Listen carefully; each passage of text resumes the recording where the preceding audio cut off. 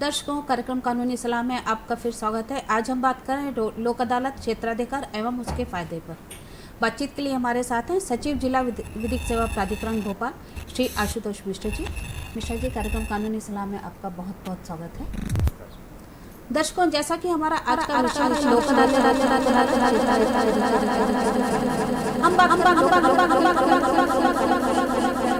जानकारी दे दें कि आने वाली 8 दिसंबर को हमारे यहाँ नेशनल लोक अदालत है, जिसके माध्यम से आप अपने जो भी प्रकरण हैं जो लोक अदालत में निराकरण हो सकते हैं, आप उनको रखवा सकते हैं और उनका निराकरण लोक अदालत के माध्यम से करा सकते हैं। दर्शकों, लोक अदालत एक ऐसी प्रक्रिया है कि जिसके तहत आपको सस्ता, सुंदर और सरल न्याय मिल जाता है और एक ही बार में आपका प्रकरण खत्म हो जाता है। इसके क्या फ़ायदे हैं और इसको करने से पक्षकारों को क्या लाभ होता है, ये कैसे लोक अदालत में समझौता किया जा सकता है, आज हम इसी पर चर्चा करेंगे।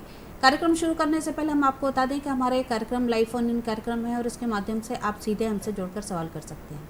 हमारा टोल फ्री नंबर है 1800-233-0040। दूसरा नंबर है 0755-266-0049। टेलीफोन नंबर एक बार फिर नोट कर लें, 1800-233-0040, 0755-266-0049। आइए कार्यक्रम शुरू करते हैं। मिश्रा जी, आपसे जानना चाहेंगे लोक अदालत क्या है और इसके पीछे क्या उद्देश्य रहा है लोक अदालत के पीछे। अभी कल संविधान दिवस मनाया गया है जी। भारतीय संविधान में नीति निर्देशक तत्वों का समावेश किया गया है जी। नीति निर्देशक तत्वों में भारतीय संविधान के अनुच्छेद 39 क के अंतर्गत सामान्य सभी व्यक्तियों को सस्ता एवं शीघ्र न्याय उपलब्ध कराने के उद्देश्य से जी निर्देश दिए गए हैं जी। उसी के अनुपालन में लोक अदालत का भी आयोजन किया जाता है जी। लोक अदालत का आयोजन का मुख्य उद्देश्य यह है कि नागरिकों को सस्ता एवं शीघ्र न्याय मिले। जी। आपसी सुलह समझौते के आधार पर विभिन्न न्यायालयों में, यहाँ तक कि जैसे अभिकरण भी हैं, वहाँ पे नगर निगम हो गया, जी, विद्युत विभाग हो गया, इन सब विभागों में कोई भी मामला यदि लंबित है तो उसका निराकरण आपसी सुलह समझौते के माध्यम से किया जा सके। जी, यह लोक अदालत का उद्देश्य है। जी। मिश्रा जी, इस बीच एक कॉलर लाइन पे हैं, बाराबंकी से हैं, हम उनका सवाल लेते हैं। नंद स्वरूप जी, कार्यक्रम कानूनी सलाह में आपका बहुत बहुत स्वागत है। बताइए क्या पूछना चाहते हैं।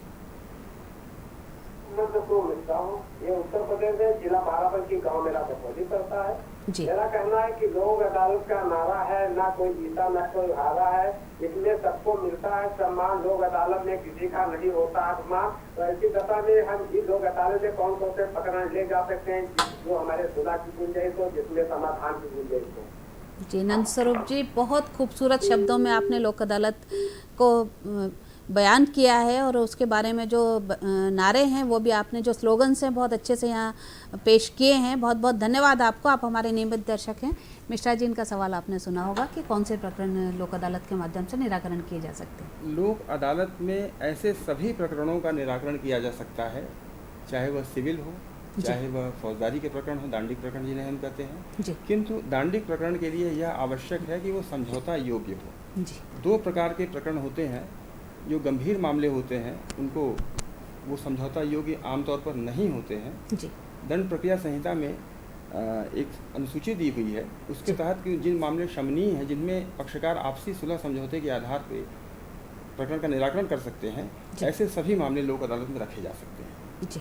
उदाहरण के लिए जैसे सामान्य मारपीट के मामले हैं जी। जिनको हम धारा 323 कहते हैं, धारा 325 कहते हैं, तो इसमें यदि जो पीड़ित पक्ष है जिसके साथ मारपीट हुई है, यदि वह चाहे तो अपना मामला सुलह समझौते के आधार पर निराकृत करा सकता है। जी। और ऐसे कौन से मामले हैं जो लोक अदालत के माध्यम से निराकृत नहीं हो सकते हैं?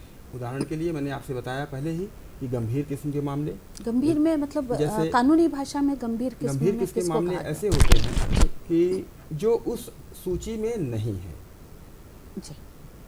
उदाहरण के लिए हत्या का मामला, बलात्कार का मामला, लूट का मामला, इस प्रकार के जो मामले होते हैं उनका आपसी सुलह समझौते के आधार पर निराकरण लोक अदालत में किया जाना संभव नहीं। जी। नंदू स्वरूप जी, जैसा कि हमारे एक्सपर्ट ने बताया कि जो गंभीर प्रकृति के अपराध होते हैं उनका निराकरण होना संभव नहीं होता है लोक अदालत में, पर जो साधारण प्रकृति के अपराध हैं जो कि कानून में दिए गए हैं, उनकी अलग अलग व्याख्या की गई है, उनका निराकरण लोक अदालत के माध्यम से हो सकता है। और बाकी जो दूसरे मामले हैं जो दूसरी चीज़ों से संबंधित हैं, बिजली का बिल है, कंज्यूमर से रिलेटेड है, उनका भी निराकरण इस लोक अदालत के माध्यम से किया जा सकता है। मिश्रा जी, आपने बताया कि किस तरह से लोक अदालत के माध्यम से कौन कौन से प्रकरणों का निराकरण किया जा सकता है। तो अभी तो जैसे कि एक नेशनल लोक अदालत है, 8 दिसंबर को हमारे दर्शकों को हमने जानकारी दी। इसके अलावा भी लोक अदालत का आयोजन किया जाता है, और किया जाता है तो कब कब किया जाता है? लोक अदालत प्रत्येक माह के आखिरी शनिवार को जी स्थायी एवं निरंतर लोक अदालत देश के सभी न्यायालयों में की जाती है, इसका आयोजन किया जाता है। इसके अलावा ऐसे भी मामले लोक अदालत में निराकृत किए जा सकते हैं जिसमें आप आवेदन दे करके अगर अपने मामले रखवाना चाहते हैं तो उस स्थायी एवं निरंतर लोक अदालत में अपने मामले आपका लिया जाएगा और उसका निराकरण कर दिया जाएगा। जी, अगर किसी को अपना मामला रखवाना है जी, तो जो स्थायी निरंतर लोक अदालत है उसमें रखने के लिए उसको क्या प्रक्रिया अपनानी होगी? कहाँ आवेदन देना होगा? किसके सामने जाकर उसको ये कहना होगा कि मैं ये समझौता करना चाहता हूँ? संबंधित व्यक्ति जिस न्यायालय में प्रकरण लंबित है वह वहाँ पर आवेदन दे सकता है अपने अधिवक्ता के माध्यम से। इसके अलावा प्रत्येक जिले में तहसील स्तर पर और राज्य स्तर पे राज्य विधिक सेवा प्राधिकरण, जिला विधिक सेवा प्राधिकरण एवं तहसील विधिक सेवा प्राधिकरण भी बना हुआ है। वह वहाँ पर उपस्थित होकर और बता सकता है कि मेरा मामला है, अमुक मामला है, फला न्यायालय में लंबित है और मैं इसका लोक अदालत के माध्यम से निराकरण करना चाहता हूँ, तो उसका मामला लोक अदालत में रख दिया जाएगा। जी मिश्रा जी, इस बीच एक और कॉलर है आजमगढ़ से, हम उनका सवाल लेते हैं। जी मुकेश जी, कार्यक्रम कानूनी सलाह में आपका बहुत बहुत स्वागत है। बताइए क्या पूछना चाहते हैं?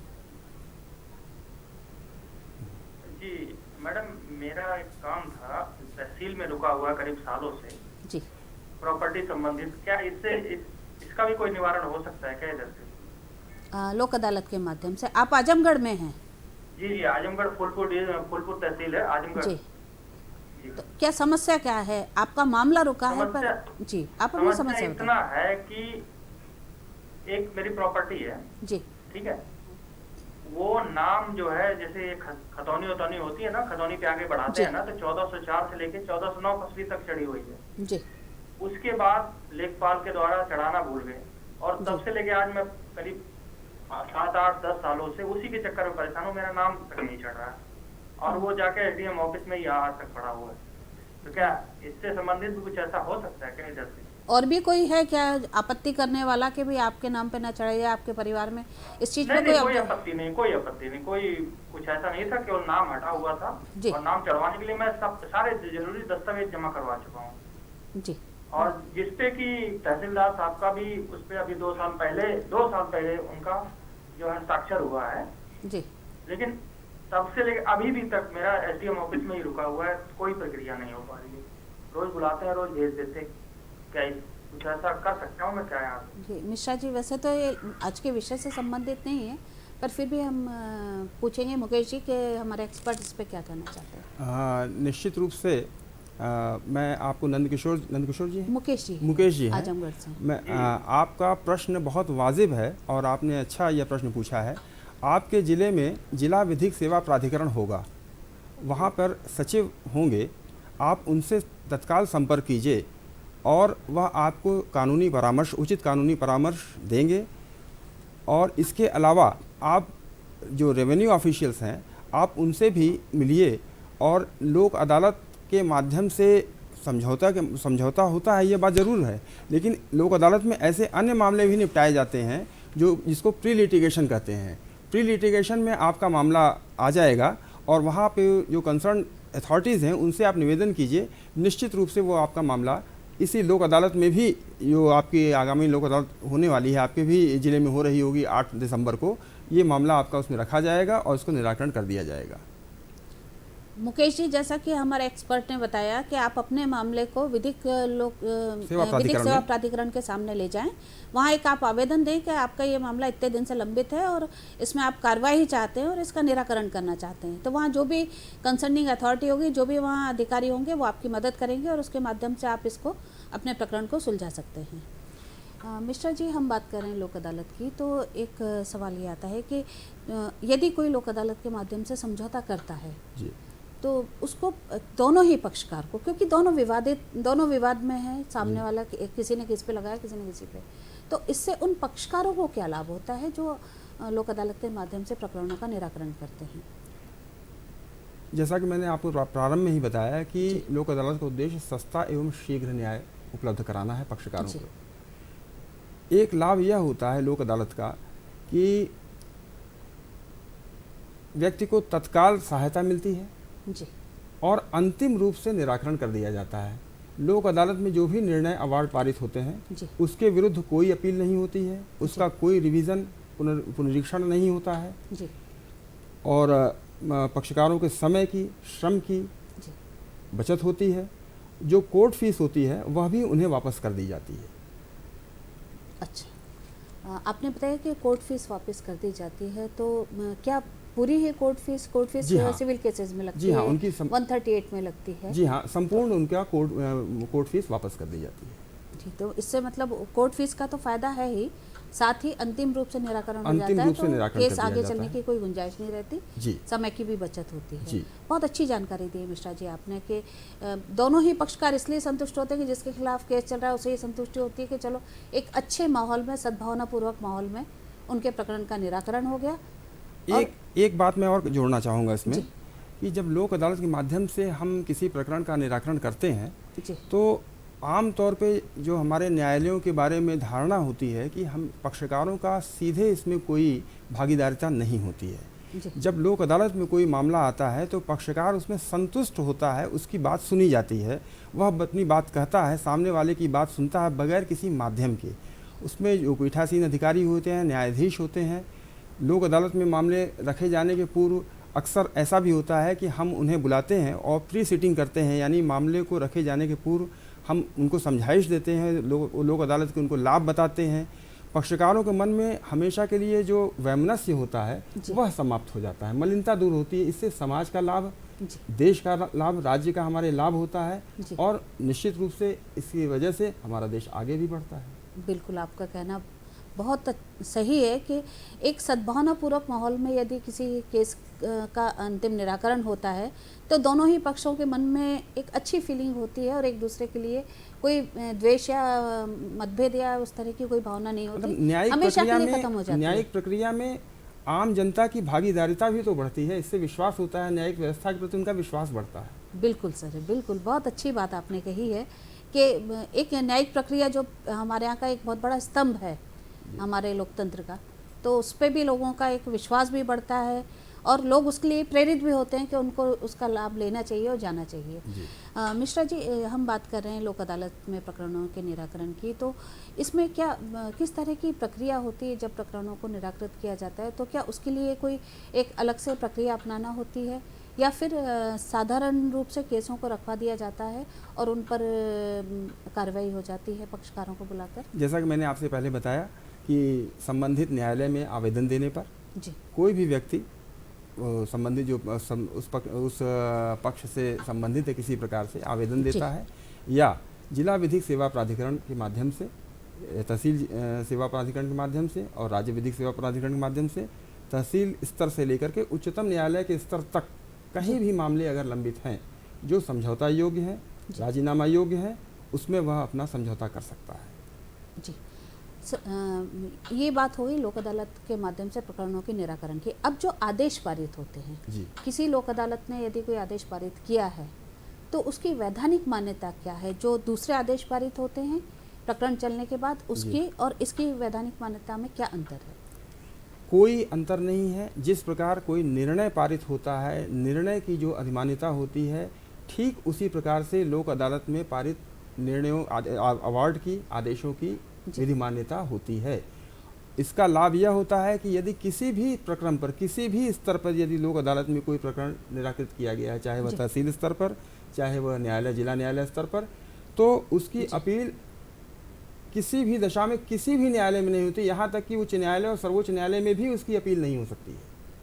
जी जी मिश्रा जी, एक कॉलर लाइन पे, इस पर हम चर्चा आगे जारी रखेंगे। पहले हम उनका सवाल लेते हैं।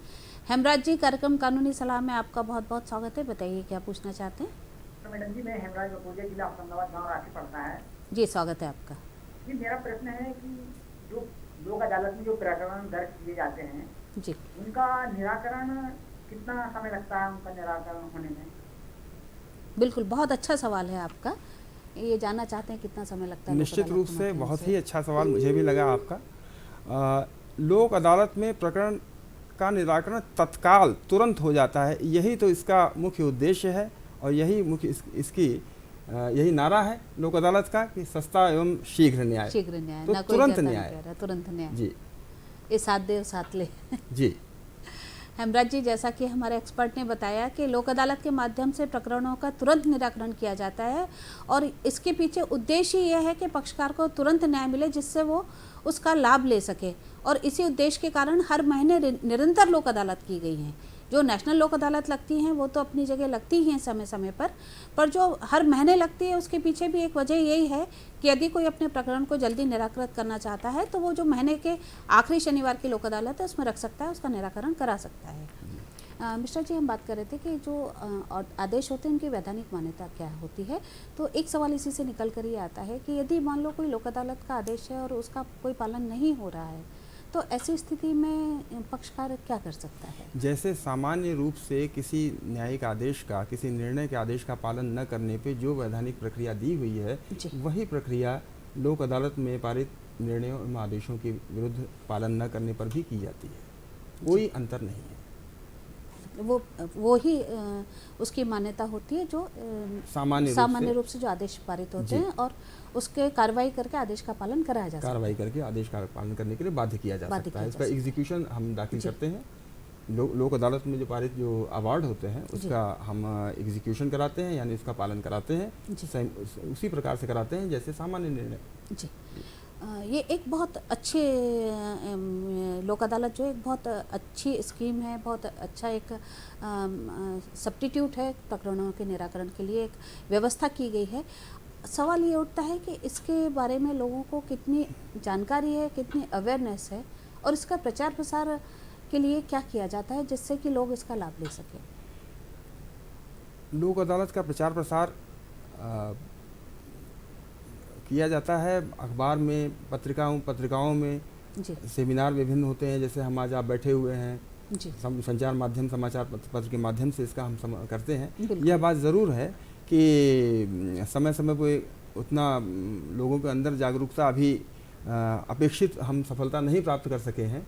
इसका कारण यह है कि लोक अदालत के संबंध में लोगों के दिमाग में है कि जैसे सामान्य प्रक्रिया होती है, जैसे आज इन्होंने प्रश्न पूछे कई लोगों ने कि सामान्य प्रक्रिया होती है, कहीं ऐसा न हो कि अदालत में जाने के बाद हमें उसी प्रक्रिया का पालन करना पड़े। तो आज मैंने इस बात को स्पष्ट कर दिया है कि कोई इसके लिए फॉर्मल एप्लीकेशन दरखास्त देने की आवश्यकता नहीं होती है। सिंपल रूप से वह व्यक्ति एक मौखिक रूप से भी यदि वह कर देता है कि मेरा मामला लोक अदालत में साहब रखा जाए और उसका निराकरण कर दिया जाए, तो जो भी अथॉरिटीज़ हो, चाहे वह न्यायालय के अधिकारी हों, कर्मचारी हों या विधिक सेवा प्राधिकरण के व्यक्ति हों, वह ड्यूटी बाउंड है कि वो आपकी हेल्प करें। हमारा आप लोगों से केवल यही गुजारिश रहेगी कि सिर्फ आप हमें बताइए कि आपका मामला यहाँ पे चल रहा है और हम चाहते हैं कि उसका मामले का निराकरण हो। शेष समस्त जिम्मेदारी हमारी है, हम उसको करेंगे और यदि वो समझौते योग्य होगा, लोक अदालत में इसका निराकरण योग्य होगा, तो जनता को परेशान होने की बिल्कुल आवश्यकता नहीं है। संबंधित अधिकारी, संबंधित न्यायालय आगे बढ़कर आपका मामला निपटाने का प्रयास करेगा। दर्शकों, जैसा कि हमारे एक्सपर्ट ने अभी बताया कि यदि आपके अपने कोई मामले हैं, आप इस कार्यक्रम को देख रहे हैं और आप चाहते हैं कि लोक अदालत के माध्यम से उनका निराकरण हो, तो आपको कतई इसमें परेशान होने की या किसी फॉर्मेलिटी की औपचारिकता की ज़रूरत नहीं है। जो भी संबंधित न्यायालय है वहाँ विधिक सेवा प्राधिकरण में जाकर आप अपनी बात रखें और उनको बताएं कि आप अपने प्रकरण को निराकरण करना चाहते हैं लोक अदालत के माध्यम से। प्रकरण कहाँ है, किस अदालत में चल रहा है, आप उनको और जानकारी देते हैं तो बाकी सारी जिम्मेदारी, जैसा कि हमारे एक्सपर्ट मिश्रा जी ने बताया, कि फिर वो जिम्मेदारी सारी विधिक लोक सेवा प्राधिकरण की है और वो उस मामले को लोक अदालत के माध्यम से निराकृत करने के लिए प्रयास करेंगे। एक बात और मैं आपसे कहना चाहूँगा कि आम तौर पे जनता के मन में ऐसी छवि होती है कि यदि हम न्यायाधीश से कोई बात करेंगे तो कहीं ऐसा ना हो कि वो हमारे विरुद्ध कोई बात हो जाए या वह कहीं नाराज़ ना हो जाए। ऐसी बात धारणा अपने मन से आप लोग बिल्कुल निकाल दीजिए। यदि आप लोक अदालत के माध्यम से किसी मामले का निराकरण करना चाहते हैं तो आप संबंधित पीठासीन अधिकारी से तात्पर्य मेरा संबंधित न्यायाधीश से भी है। आप संबंधित न्यायाधीश से सीधे बात कर सकते हैं। संबंधित न्यायाधीश बिल्कुल नहीं नाराज़ होगा, बल्कि आपके ऊपर वो मतलब आप धन्यवाद ही आपको देगा कि बिल्कुल आप आइए और आप अच्छा काम कर रहे हैं और इसका निराकरण कराइए। और इसलिए मन में ये धारणा निकाल दीजिए मन में कि न्यायाधीश कभी आपसे नाराज़ हो जाएगा यदि आप चाहेंगे कि लोक अदालत के माध्यम से अपना मामला निपटाने के लिए। मिस्टर जी, आपने बहुत तसल्ली दी हमारे दर्शकों को। इस बीच राजस्थान से एक कॉलर हमारे साथ लाइन पर है, हम उनका सवाल लेते हैं। शीला जी, कार्यक्रम कानूनी सलाह में आपका बहुत बहुत स्वागत है। बताइए क्या पूछना चाहते हैं, बताइएगा शीला जी। शीला जी, आपको हमारी आवाज़ सुनाई दे रही है? समझौता नहीं करना चाहें तो फिर हम क्या करें? हम जैसे लोग अदालत में समझौता नहीं करना हमें। जी हाँ, सुन रहे हम? हाँ बिल्कुल सुन रहे हैं, आप बताएं। अगर समझौता नहीं करें तो हम क्या करना चाहिए हमें? जी, मैं समझ गया आप क्या कहना चाहती हैं। जैसा कि मैंने शुरू में ही आपसे बताया था कि यहाँ आपसी सुलह समझौते के आधार पर ही प्रकरणों का निराकरण किया जाता है। यदि दोनों पक्ष में से कोई व्यक्ति समझौते के लिए, सुलह समझौते के लिए राजी नहीं है तो उसको बाध्य नहीं किया जाएगा और उसका मामला उसी प्रकार पूर्ववत चलता रहेगा मानो वह कभी लोक अदालत में गया ही ना हो। सामान्य रूप से चलता रहेगा। कोई विपरीत प्रभाव, किसी भी पक्ष के ऊपर कोई विपरीत प्रभाव नहीं पड़ेगा कि उसने समझौता नहीं किया या उसने समझौता करने में कोई आनाकानी की। शीला जी, जैसा कि हमारे एक्सपर्ट ने बताया कि यदि आप समझौता नहीं करती हैं तो अगर एक मन में ये धारणा कहीं है कि उससे केस पर कोई प्रभाव पड़ेगा या उसकी मेरिट्स पर पड़ेगा, तो ऐसा कतई नहीं है, क्योंकि समझौते का मतलब ही ये है कि आप अपने दोनों सहमति से करें। नहीं करते तो जो प्रकरण में मेरिट्स पे होगा वही होगा। कोई उसको न्यायालय को उसकी मेरिट से कोई संबंध नहीं होता। वो जो फिर वहाँ जो होगा वो जो मेरिट्स होंगी उसी आधार पर उसका निराकरण होगा। ये कहना चाहते हैं जी। और शीला जी, एक बात मैं और आपसे कहना चाहूँगा कि कोई प्रकरण आप कितनी बार भी लोक अदालत में रखा सकते हैं। हो सकता है कि आज आप तैयार न हो, अगली बार आपको लगता है कि नहीं हमारा मामला लोक अदालत में रखा जाना चाहिए था, तो कोई बंदिश नहीं है कि कोई मामला एक बार लोक अदालत में गया और समझौता नहीं हुआ तो दोबारा नहीं हो सकता है। इसलिए हम तो आपसे यही अपेक्षा करेंगे कि अगर मान लीजिए आज आप सहमत नहीं हैं, कल को आपको लगता है कि किसी भिन्न इश्यूज़ पे आपका समझौता हो गया है, तो आप समझौता उसको प्रकरण को रखा सकते हैं और दोबारा आपका मामला उसमें निराकृत किया जाएगा। बिल्कुल, आपका कहना बिल्कुल ठीक है कि आदमी की मनस्थिति होती है, कभी कभी परिस्थितियां होती हैं तब उसको लगता है कि नहीं मैं आज इस करने की स्थिति में नहीं हूँ, पर समय के साथ विचार बदलते हैं, सोच बदलती है और कभी ये स्थितियां भी आती है कि नहीं कर लेना बेहतर है जी। तो अगर ऐसा है तो फिर उसके बाद वो कर सकते हैं। एक बात मैं और जोड़ना चाहूँगा, जैसा कि अभी शीला जी ने एक प्रश्न पूछा है, लोक अदालत का एक लाभ और भी है। जैसे कोई प्रकरण किसी न्यायालय में लंबित है और उस प्रकरण से संबंधित अन्य मामले भी हैं, तो संबंधित पक्षकार चाहें तो उन अन्य मामलों को सम्मिलित करते हुए लोक अदालत में समझौता कर सकते हैं और जो अन्य मामले हैं यदि वह विधि अनुरूप है, विधि के अनुकूल है, समझौता योग्य है उनमें तो उनमें भी उसका प्रभाव पड़ता है और सभी मामले निराकृत हो जाते हैं। बहुत बहुत धन्यवाद मिश्रा जी, आपने लोक अदालत के बारे में बहुत अच्छी जानकारी हमारे दर्शकों को दी और एक जो दर्शकों के मन में एक संकोच होता है जुडिशरी को लेकर, उसको आपने इस मंच के माध्यम से बहुत अच्छे से एक्सप्लेन किया कि ऐसा कुछ भी नहीं है। दर्शकों, जैसा कि आज की चर्चा में आपने देखा कि लोक अदालत एक ऐसा माध्यम है जिसके माध्यम से आप एक सद्भावनापूर्वक माहौल में अपने प्रकरण का निराकरण करते हैं और जिसमें दोनों ही पक्षों की जीत होती है, ना कोई हारता है ना कोई जीतता है। हमें उम्मीद है कि आने वाली लोक अदालत में आप भी जो आपके प्रकरण इस तरह के होंगे उनका निराकरण लोक अदालत के माध्यम से करने में इच्छुक होंगे। आज हम आपसे ही विदा लेते हैं, अगले अंक में फिर आपके सामने उपस्थित होंगे, तब तक के लिए आके दीजिए। नमस्कार।